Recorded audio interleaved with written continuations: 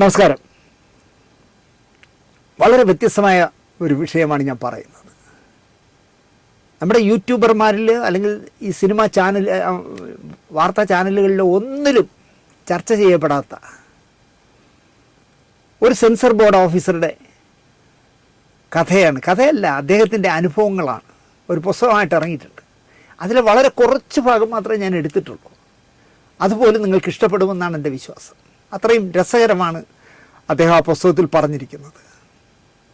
ഒരു സിനിമാക്കാരനാകണം എന്ന സ്വപ്നവുമായി ഒരുപാട് കാലം നടന്നവനാണല്ലോ ഞാൻ. അത് അത്ര എളുപ്പമല്ല എന്ന് എനിക്ക് തന്നെ തോന്നിയിടത്താണ് ഞാൻ സിനിമാ പത്രക്കാരനിലേക്ക് ട്രാക്ക് പതുക്കെ മാറ്റിയത്. ഞാൻ അങ്ങോട്ട് മാറി, എന്നാൽ പത്രപ്രവർത്തകനാകാം. പക്ഷെ മനസ്സിൽ സിനിമ കിടപ്പുണ്ട്.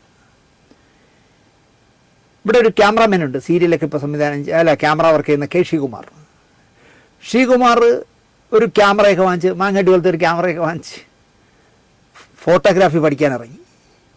ശ്രീകുമാറിൻ്റെയും ലക്ഷ്യം സിനിമയിലെത്തണമെന്നായിരുന്നു. അങ്ങനെ സിനിമാ മോഹിയായ ഒരു ഫോട്ടോഗ്രാഫറെ കൂടി കിട്ടിയതാണ് എൻ്റെ ഈ പുതിയ വഴി യാത്ര സുഗമമാക്കിയത് എന്ന് ഞാൻ വിശ്വസിക്കുന്നു. ശ്രീകുമാറിനെ കൂടെ കിട്ടിയതുകൊണ്ടാണ്.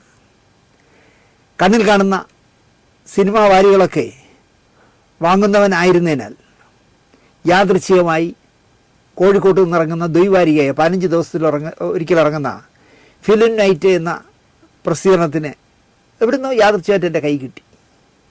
അതിലൊരു ലേഖനം ഞാൻ എഴുതി അയച്ചു. വയലാറിന് ശേഷം മലയാള സിനിമാ ഗാനങ്ങൾ എന്നതായിരുന്നു വിഷയം. ആ ബന്ധം വളർന്നു. ഒരു നാൾ എനിക്ക് കത്ത് വരികയാണ് കോഴിക്കോട്ടെത്താൻ. കൈവശം പൈസ ഇല്ലാത്ത കാലമായിട്ടും ഞാൻ ചെന്നു. ഒറ്റ നോട്ടത്തിൽ അടൂർ ഗോപാലകൃഷ്ണ സാറിനെ പോലെ അല്ലെങ്കിൽ അദ്ദേഹത്തിൻ്റെ സഹോദരനാകാം എന്ന് തോന്നിപ്പിക്കുന്ന ഒരാളാണ് എഡിറ്റർ ദേവസ്വക്കുട്ടി മുടിക്കൽ. ഒരുപാട് സിനിമകളുടെയൊക്കെ PR ആയിരുന്നു. പിള്ളേർ കളി മാറാത്ത പോലെ സ്മാർട്ടായ ഒരു യുവാവാണ് മാനേജിങ് എഡിറ്റർ പ്രദീപ് മേനോൻ.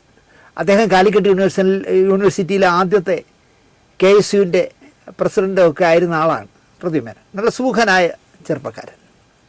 പിന്നെ മുരുകൻ, കൃഷ്ണൻ, അങ്ങനെ പലരെയും ഫിലിം നൈറ്റിൻ്റെ ഓഫീസിൽ വെച്ച് പരിചയപ്പെട്ടു. അവർ വർഷങ്ങളോളം എൻ്റെ സുഹൃത്തുക്കളായിരുന്നു.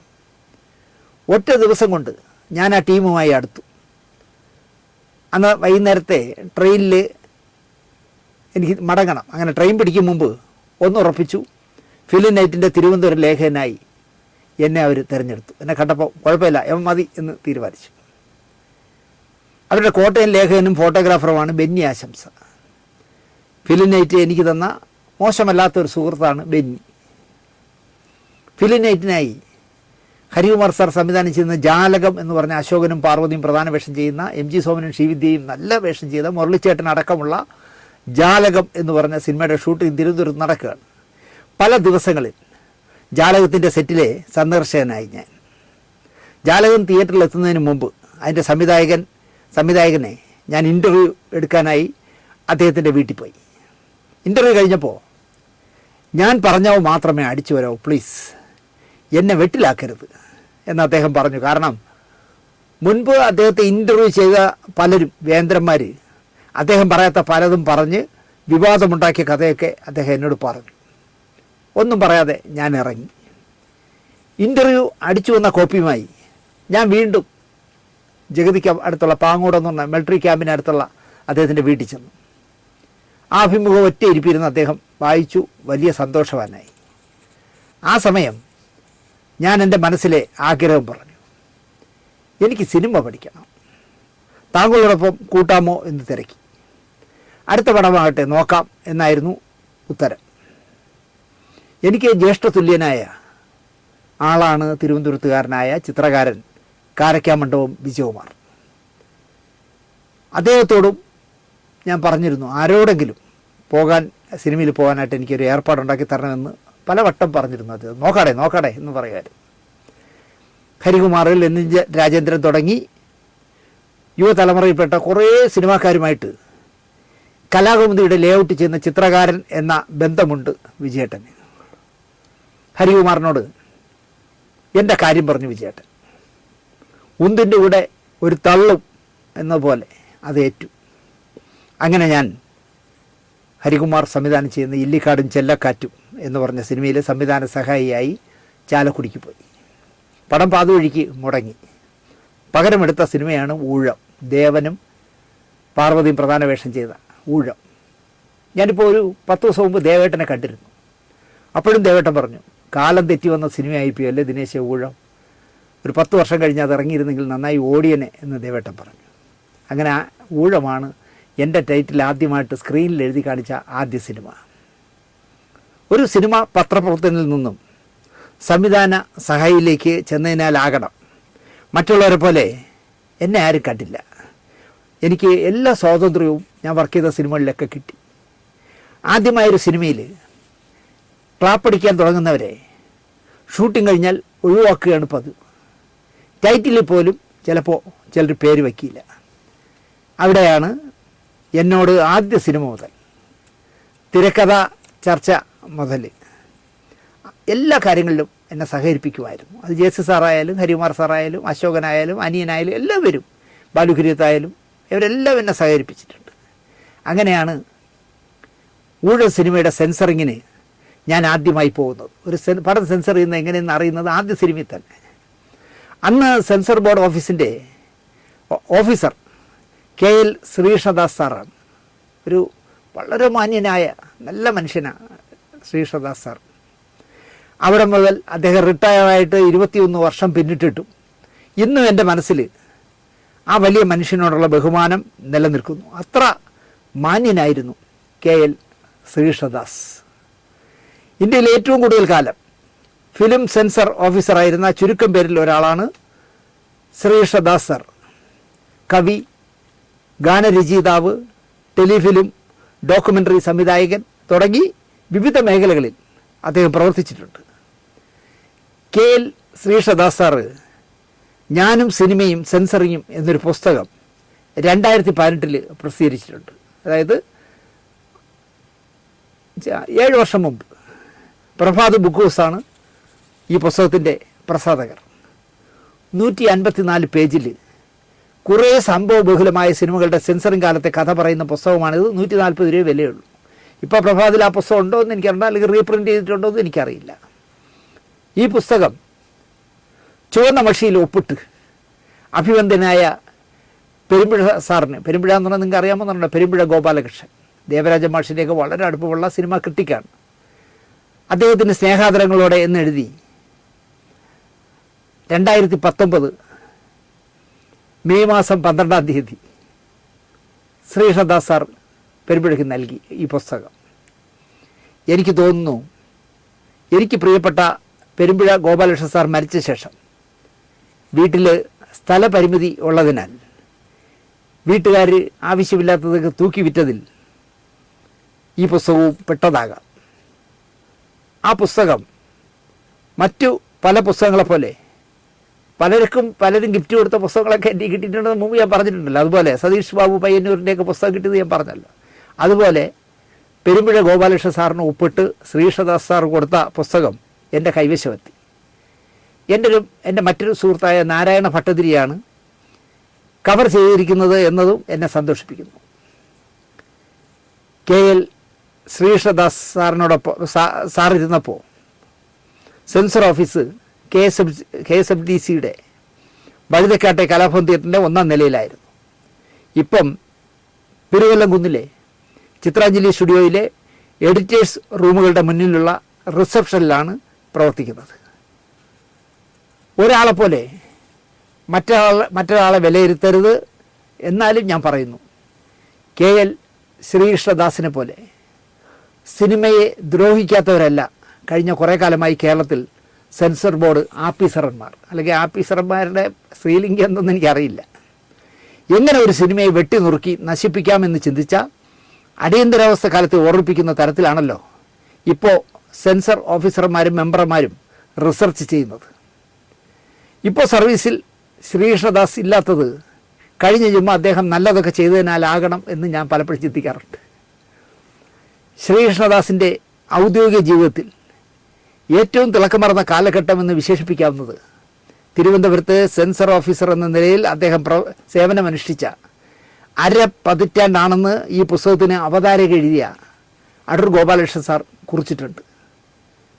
അര പതിറ്റാണ്ടെന്ന് പറയുമ്പോൾ ഏതാണ്ട് 10-15 വർഷം. ഫിലിം ഇൻസ്റ്റിറ്റ്യൂട്ടിൽ സംവിധാനം പഠിക്കണമെന്ന് ചിന്തയിൽ നടന്ന പയ്യനെ ഫിലിം ഇൻസ്റ്റിറ്റ്യൂട്ടിലൊക്കെ പോയാൽ പയ്യൻ വഴിപഴിച്ച് പോയാലോ എന്ന വീട്ടുകാരുടെ എതിർപ്പ് കാരണം എന്താ പറയുക, അയക്കാതിരുന്നതാണ്. ബന്ധുവായ അനുഗ്രഹീതനായ കവി വയലാർ രാമവർമ്മ അനുജന് ചില കുറുക്കു വഴികൾ പറഞ്ഞു കൊടുത്ത് പ്രോത്സാഹിപ്പിക്കുകയും ചില സിനിമാ ഷൂട്ടിംഗ് സെറ്റുകളിൽ കണ്ടു നിൽക്കാനുള്ള അവസരങ്ങൾ തരപ്പെടുത്തി കൊടുത്ത കഥയും അടൂർ അവതാരികയിൽ പറയുന്നുണ്ട്. ഈ അവതാരികയിൽ അടൂർ സാർ മറ്റൊരു കാര്യം പറയുന്നുണ്ട്. സെൻസർ ബോർഡിൻ്റെ പ്രവർത്തനം കൊള്ളാവുന്ന ഒരു ഏർപ്പാടാണെന്ന് അടൂരിന് അഭിപ്രായമില്ല. ഒരു സിനിമയ്ക്ക്, ഒരു കലാകാരൻ്റെ സൃഷ്ടിക്ക് സെൻസറിങ് ആവശ്യമില്ല എന്ന പക്ഷക്കാരനാണ് അടൂർ സാർ.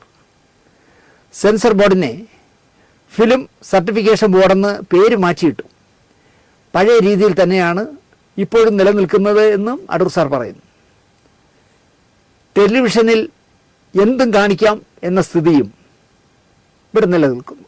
സിനിമയിൽ കാണിക്കാൻ പാടില്ല, പക്ഷേ ആരുടെയും പെർമിഷൻ ഇല്ലാതെ വീട്ടിലേക്ക് കടന്നു വരുന്ന ടെലിവിഷനിൽ തുടരൻ പരമ്പര എന്ന് പറഞ്ഞു. പിന്നെ ഇപ്പം വാർത്തകൾ കേട്ടിട്ടില്ല, അങ്ങോട്ടും ഇങ്ങോട്ടും തള്ളക്കി വിളിക്കുന്ന വാർത്തകളല്ലേ, അതിനൊന്നും ഒരു പ്രശ്നമില്ല. 1979 46 വർഷം മുമ്പ് ഡോക്ടർ ശിവരാം കാരന്തിൻ്റെ അധ്യക്ഷതയിൽ കേന്ദ്ര ഗവൺമെൻറ് ഒരു അന്വേഷണ കമ്മിറ്റിയെ രൂപീകരിച്ചു.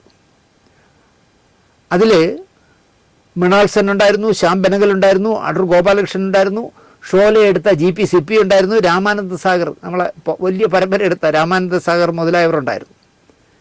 മൃണാൾ സെന്നും ശ്യാം ബെനഗലും അടൂരും സെൻസറിങ് അവസാനിപ്പിക്കണം എന്ന തീരുമാനം കമ്മിറ്റിയുടേതായി കൈക്കൊള്ളാനുള്ള ശ്രമം നടത്തിയപ്പോൾ GP സിപ്പിയും രാമാനന്ദ സാഗറും അതിനെ എതിർത്തു.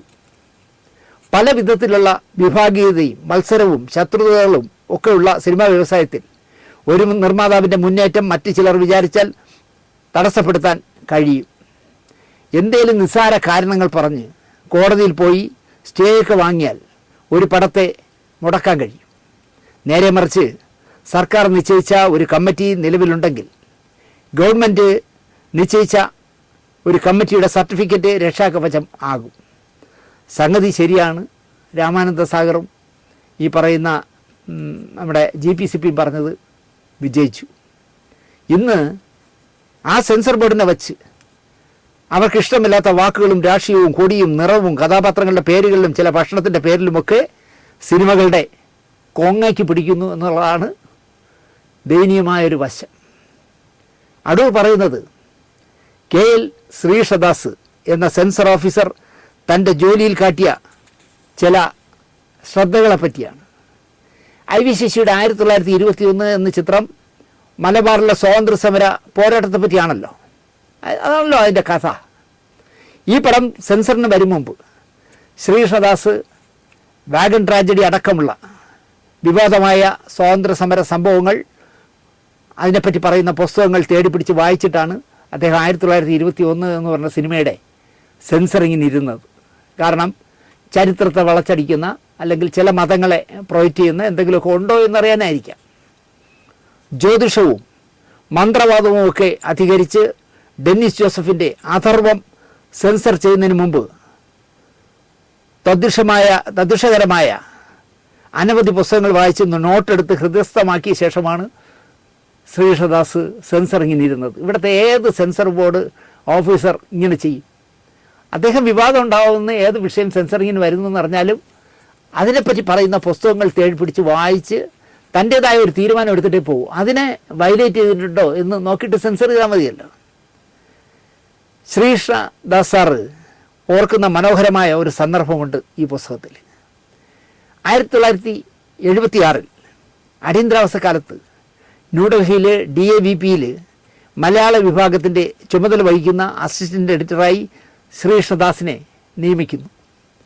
അതിനു മുമ്പ് ഈ പോസ്റ്റിലിരുന്നത് KPR പിള്ള എന്ന മലയാളിയായിരുന്നു.